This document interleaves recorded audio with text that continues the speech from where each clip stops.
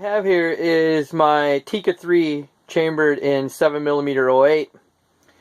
I've been reloading for this rifle since I bought it, and one of my main complaints about this rifle is in order for me to get really good groups, I had to push out my bullet to about 10 thousandths off the lands. Well, when I would do that, the bullet would actually go past the end of the magazine. The magazine just couldn't accommodate the length of bullet. So you can see here, this is the original magazine, and you can see that the tip of the bullet is completely past. And this bullet is set out to about 10 thousandths off the lands. So I was trying to figure out what I could do to stretch that bullet out, because that's where this gun wants to be. And what I found is that the short action magazine for Tikka is identical physically to the long action.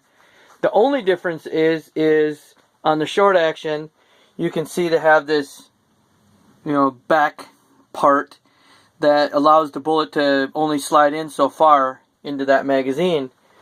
So what I did is I went and bought a magazine that you would normally use for 30-06 or 270 or 25-06.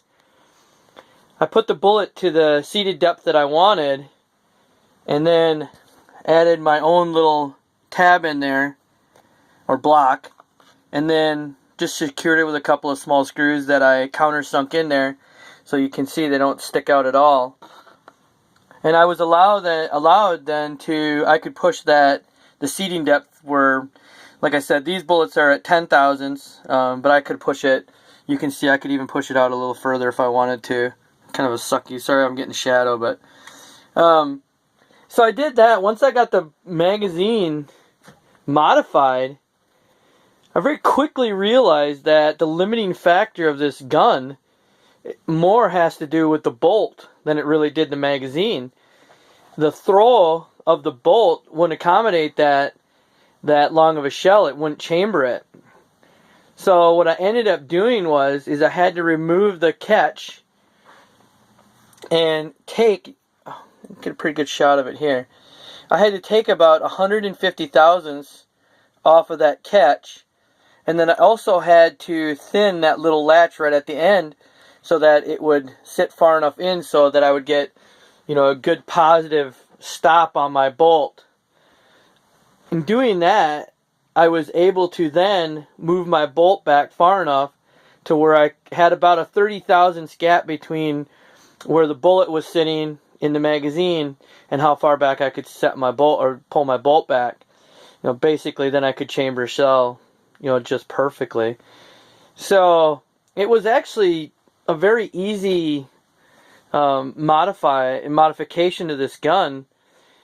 One that I felt was very necessary just because the accuracy of this gun, in order for me to get a bullet to fit in my magazine, I'd have to push it back 125 thousandths.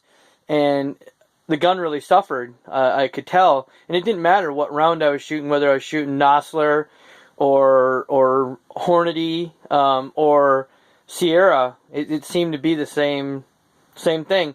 I push it out closer to the lands, the gun would dial right in. Pull it back out so I could fit in a damn magazine, and the accuracy would go out the window. So I just wanted to make this video to show people that it's very easy to modify these Tikkas to take a longer shell length.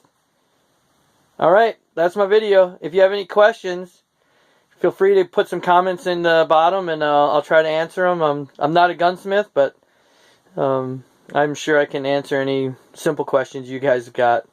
Alright, thanks guys.